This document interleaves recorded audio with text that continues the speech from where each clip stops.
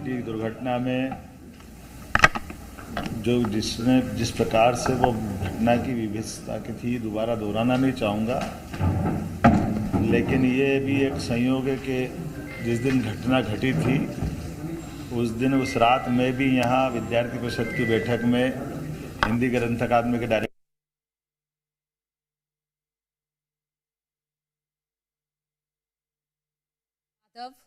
Press conference कर रहे हैं और हम आपको पूरी ये प्रेस कॉन्फ्रेंस सुनवाएंगे, जिसके जरिए मुख्यमंत्री डॉक्टर मोहन यादव अलग अलग विषयों को मीडिया के सामने रख रहे हैं। एक बार फिर से सुन लेते हैं।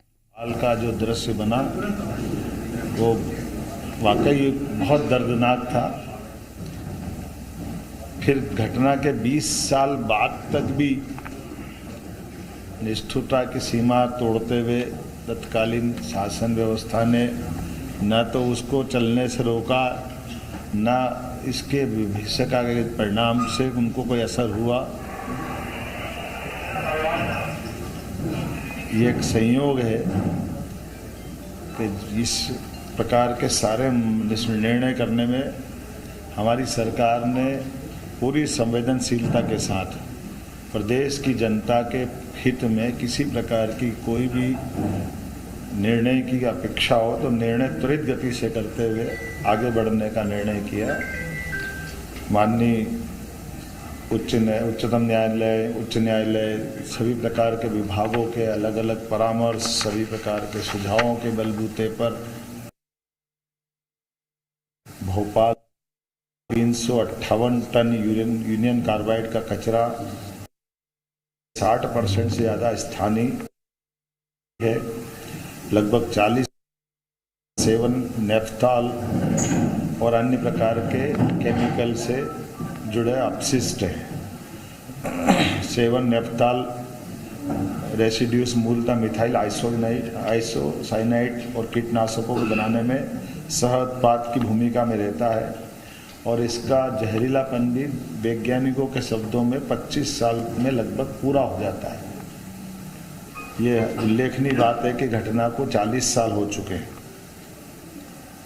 ऐसे में स्वाभाविक रूप से कई सारी जो आशंकाएं हैं, उन आशंकाओं का अपने आप इस बात का उत्तर मिल जाता है। और ये इस बात का भी उत्तर है कि 40 साल से ही हम सब उस कचरे के साथ भोपाल में रहते आए। ऐसा नहीं कि कहीं से आ रहा है, भोपाल में ये कचरे के साथ ही सारे लोग रहते आए। तो इसलिए इस चीज़ को स्मरण में भी रखना है कि जिस बात को तथाकथित लोग एक आशंका से मन में लाते हैं, उनके लिए सारी बातों को समझाने के लिए मैंने बात कही है। इस कचरे के निपटान की प्रक्रिया में दुनिया में शायद इतना गहन परीक्षण किया होगा।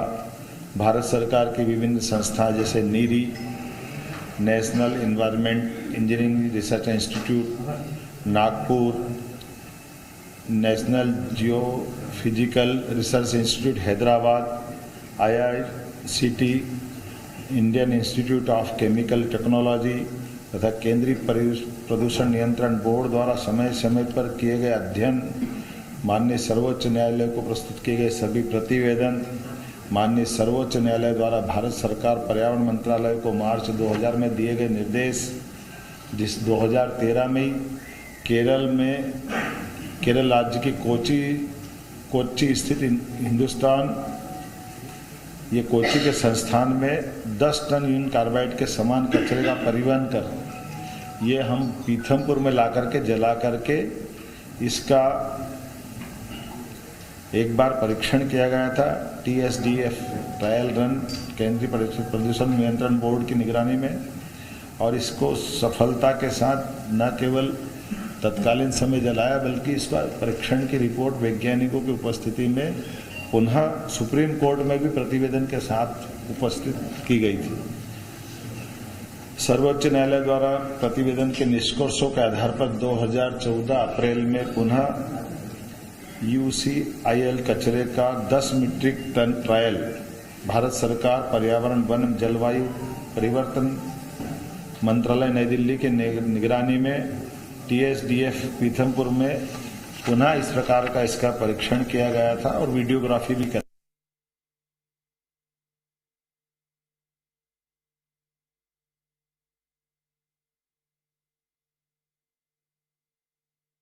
पहले और उसका कचरा अभी भी जमा हुआ था और उस कचरे को अब भोपाल से धार शिफ्ट कर दिया गया है। इंदौर के पीतमपुरा क्षेत्र में उस कचरे को रखा गया है और फिर वहां से उसे डिस्पोज किया जाएगा। उसी की जानकारी दे रहे हैं मध्य प्रदेश के मुख्यमंत्री डॉक्टर मोहन यादव। तो एक बड़ा फैसला सरकार की तरफ से लिया गया क्योंकि उसी कचरे के साथ भोपाल वासी रह रहे थे बहुत लंबे वक्त से और काफी परेशानियां भी लोगों को हो रही थी उस कचरे की वजह से, क्योंकि वो कचरा पूरी तरह से जहरीला था। और उसे नष्ट करने के लिए हमें निर्देशित किया। इन सब कोर्ट और जानकारी के बाद ही चीफ सेक्रेटरी को बताया गया था कि आसपास के गांवों के स्वास्थ्य संबंधी परीक्षण, फसल की उत्पादकता पर प्रभाव, केंद्रीय जल स्रोतों के गुणवत्तापूर्ण परीक्षण और तीनों विधाओं में पाया गया कि ये इस प्रकार की कोई भी रिएक्शन, कोई भी नुकसान, नकारात्मक परिणाम नहीं आए।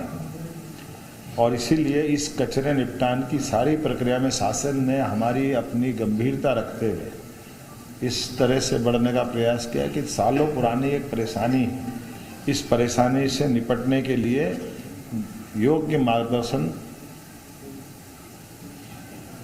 वैज्ञानिकों की उपस्थिति में क्रमशः इस दिशा में ठोस कदम उठाया जाए और सभी प्रकार की टीमें जैसे केंद्रीय प्रदूषण नियंत्रण बोर्ड, मध्य प्रदेश प्रदूषण नियंत्रण बोर्ड और अन्य लोगों की उपस्थिति में इस प्रकार से इस कचरे का निपटान किया जाए।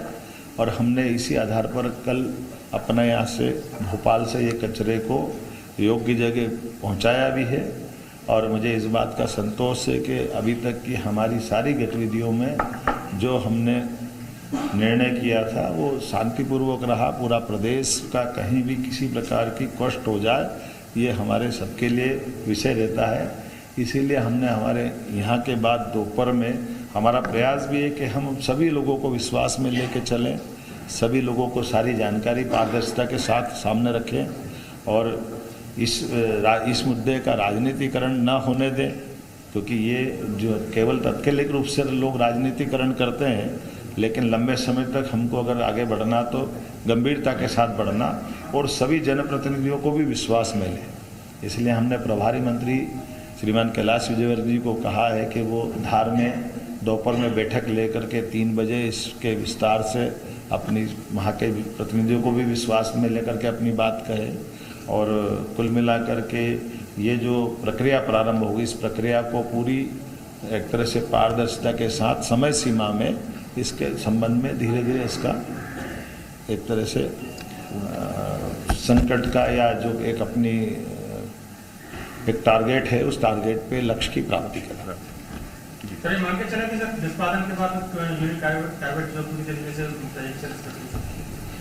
ये इसीलिए तो सारा किया गया है इस पूरे भाव से कि किसी को कोई कष्ट नहीं हो, किसी प्रकार की कोई भी आशंका, कोई भी मन में प्रश्न, सारी चीज़ें योग्य वैज्ञानिक मार्गदर्शन में किया जा रहा है और उसी तरफ से आगे बढ़ रहे हैं। और हम अपने हर जनप्रतिनिधि को विश्वास में लेके चलना चाह रहे हैं।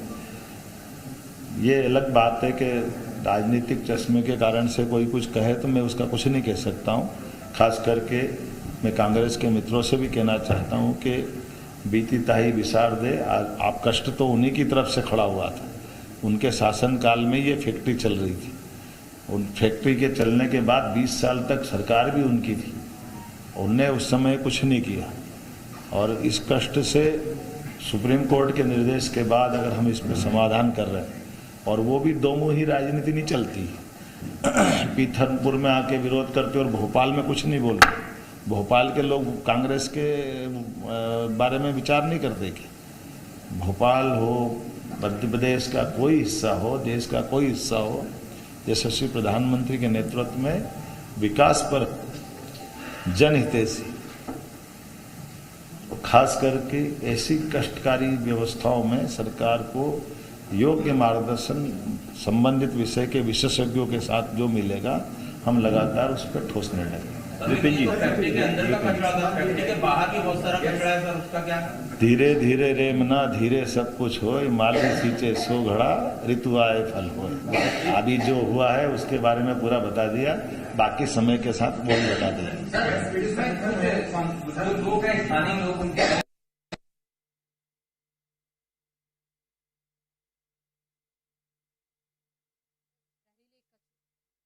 कर दिया गया है धार के पीथमपुर, और यहां जो जहरीला कचरा था बाकी समय के साथ वो भी बता दिया। सर लोग हैं, स्थानीय लोग, उनके डाउट क्लियर करने के लिए कुछ सरकारी तौर पे इंतजाम सीधे संवाद कर रहे हैं क्या रोजी?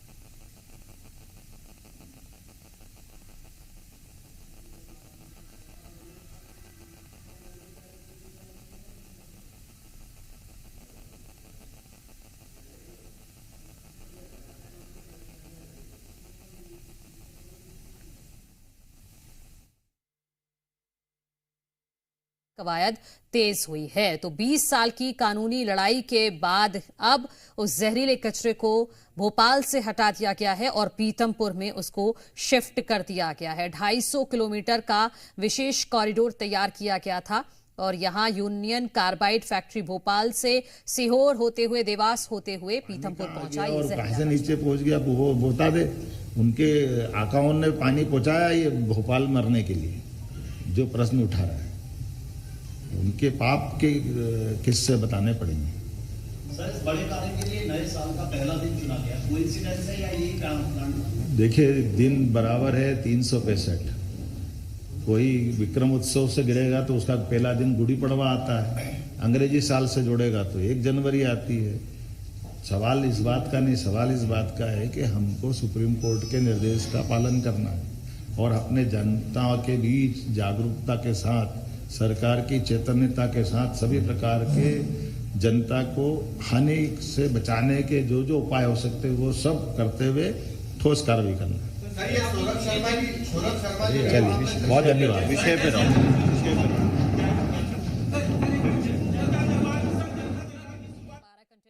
हम लगातार उस पर ठोस निर्णय से पीथमपुर शिफ्ट कर दिया गया है और अब आगे इसको डिस्पोज किया जाएगा, उसकी तैयारी है। लेकिन ये एक बहुत बड़ा फैसला है क्योंकि 40 सालों से भोपाल वासी जहरीले कचरे की वजह से काफी परेशानियां झेल रहे थे। बताना नहीं चाहूंगा, लेकिन ये भी एक संयोग है कि जिस दिन घटना घटी थी उस दिन, उस रात में भी यहाँ विद्यार्थी परिषद की बैठक में हिंदी ग्रंथ अकादमी के डायरेक्टर अशोक कड़ेल जी और हमारी परिषद की पूरी टीम संयोग से उस दिन भोपाल में ही थी। रात के समय गैस लीक होने में हम एमएलए रेस्ट हाउस थे। बाद में उस घटना का मैं जब भी याद करता हूँ तो सिहरन आ जाती है। लेकिन दूसरे दिन, तीसरे दिन, 2 दिन तक पूरा भोपाल का जो दृश्य बना वो वाकई बहुत दर्दनाक था। फिर घटना के 20 साल बाद तक भी निष्ठुरता की सीमा तोड़ते हुए तत्कालीन शासन व्यवस्था ने न तो उसको चलने से रोका, न इसके भविष्य का परिणाम से उनको कोई असर हुआ।